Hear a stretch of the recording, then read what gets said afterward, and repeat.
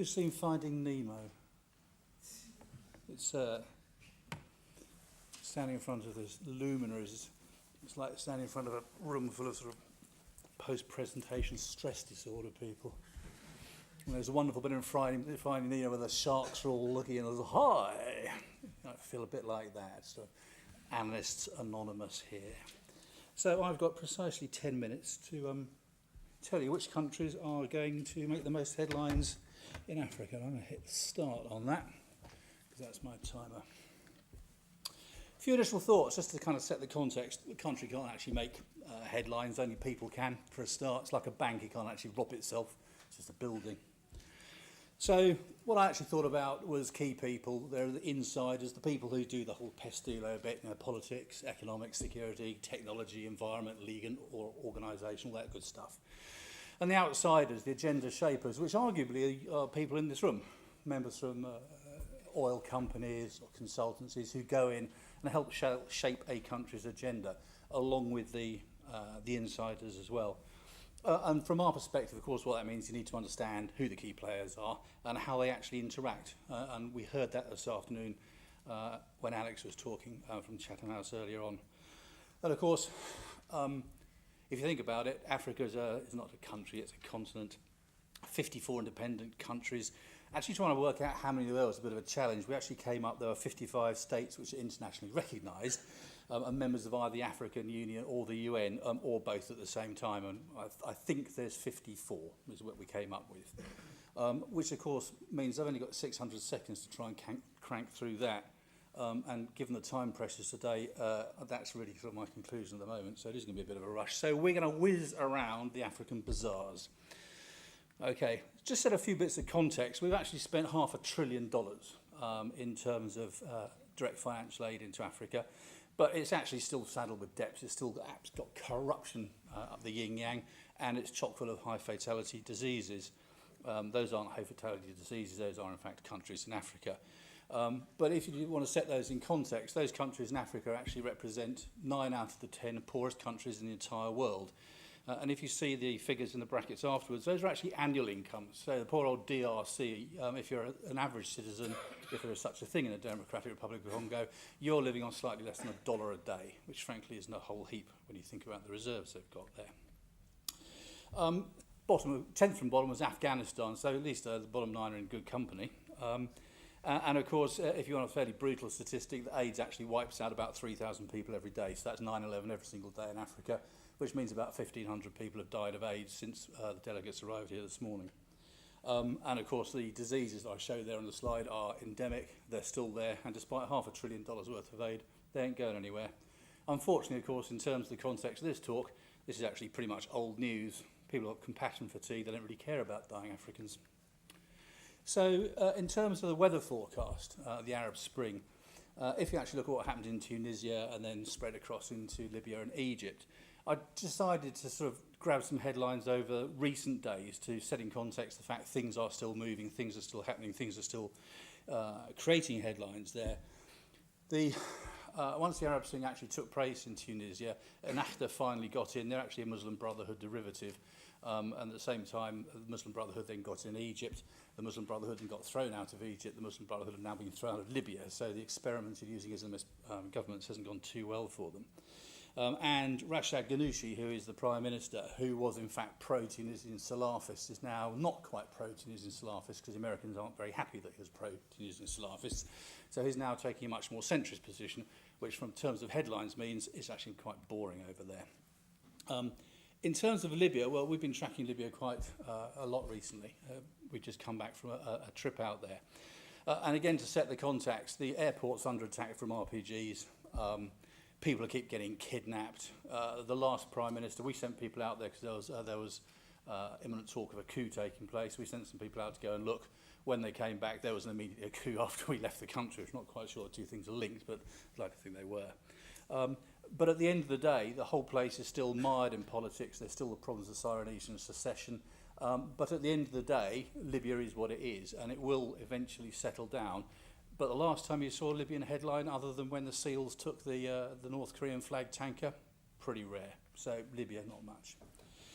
In Egypt, in the last couple of days, The court had just sentenced 529 members of the Muslim Brotherhood to death for being Muslim Brotherhood members. And yesterday, MB, which is both Mohammed Bardi, the spiritual guide, and Muslim Brotherhood members, another 682 have been put on trial.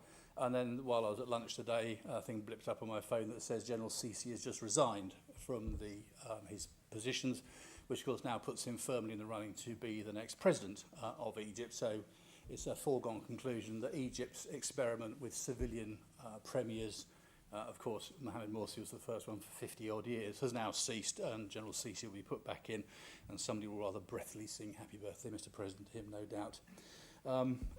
And that's the problem. We've only actually covered 12. We've still got to whiz through quite a lot. So the whistle-stop tour, and this, of course, is where you have Chatham House in front of you. Your heart sinks because you think, oh, God, he's going to cover absolutely everything I thought I was going to cover. Fortunately, Alex didn't, but I'm still going to move it quickly around. In terms of Somalia, the place is slowly stabilising, but there has now been a net increase in piracy, probably because there is some more political stability taking place there.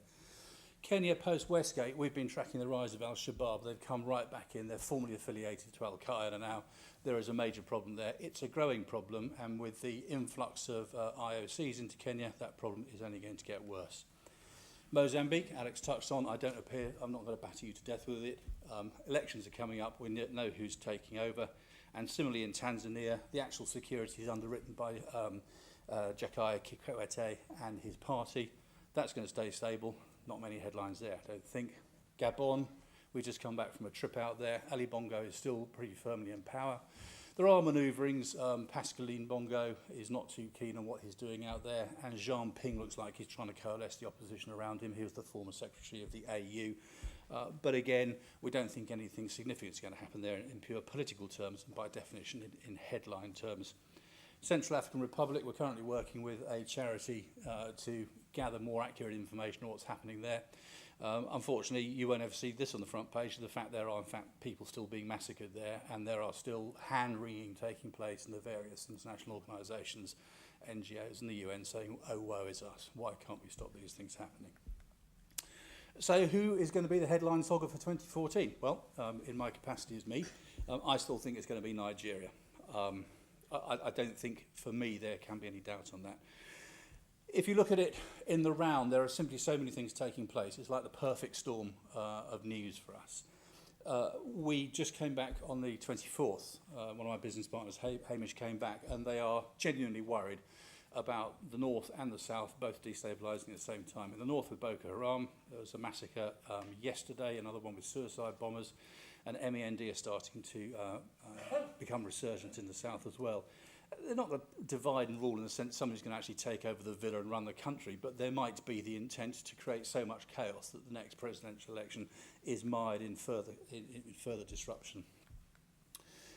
Francois Hollande, God bless him, said last month that your style is also our struggle. Quite what that means, I don't know. I'll be fascinated with why the French think they can do anything in Nigeria, other than the fact he was the only Western leader invited to the celebration of the centenary when the Brits handed Nigeria back to the Nigerians, and we weren't invited, which is not a shocker really, I suppose.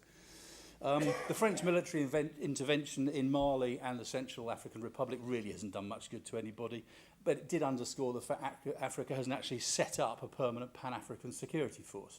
So most of their problems that occur in security are still not being dealt with by Africans, they're being dealt with by other people, which can't be the most sensible way of doing business.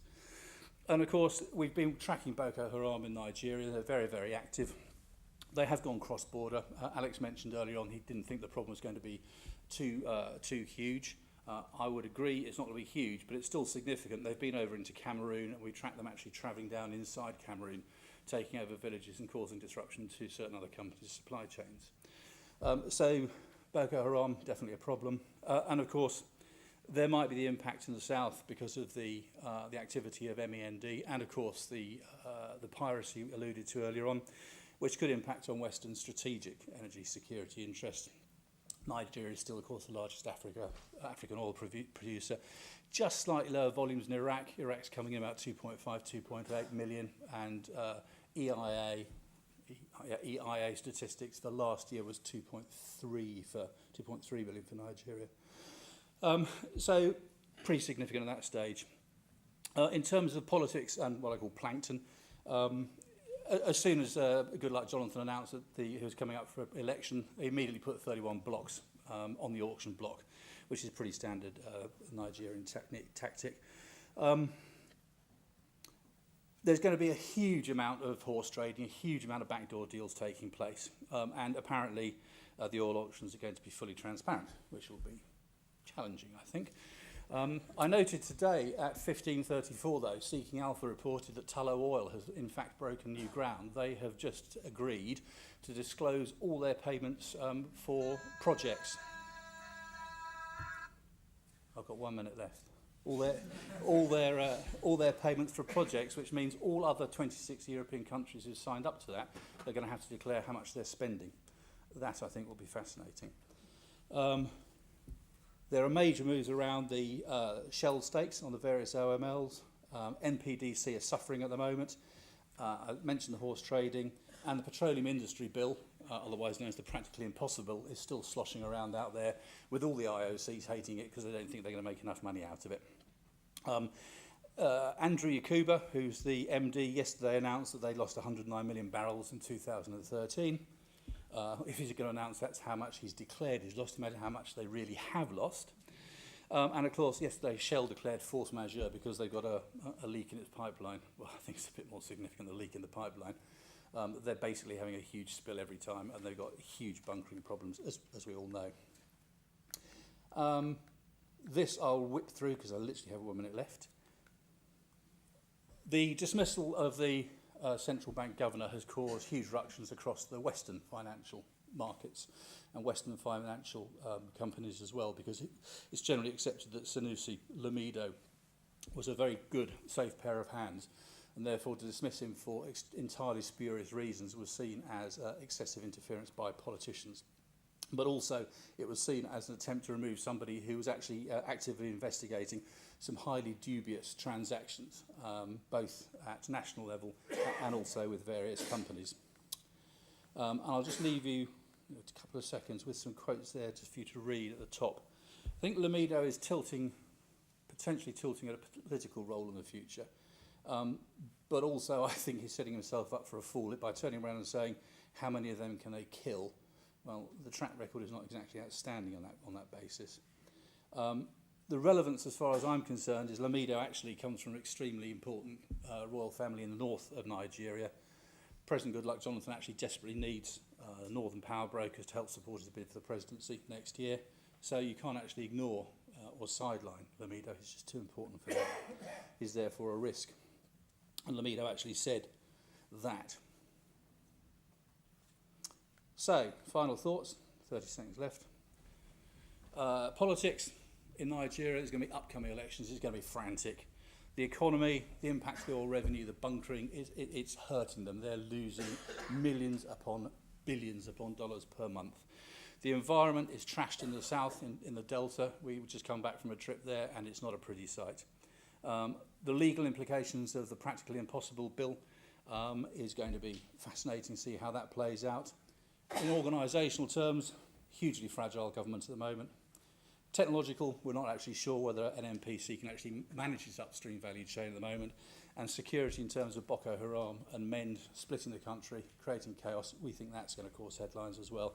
And it also finally struck me that it's an unfortunate acrostic, because instead of being Pestilo, if you actually read the first letters down left to right, it came out as P-lots, which was fairly apt. So I will stop there. I'm now 10 minutes. I'm very happy to take questions, but I suggest it's probably better if I do it in panel.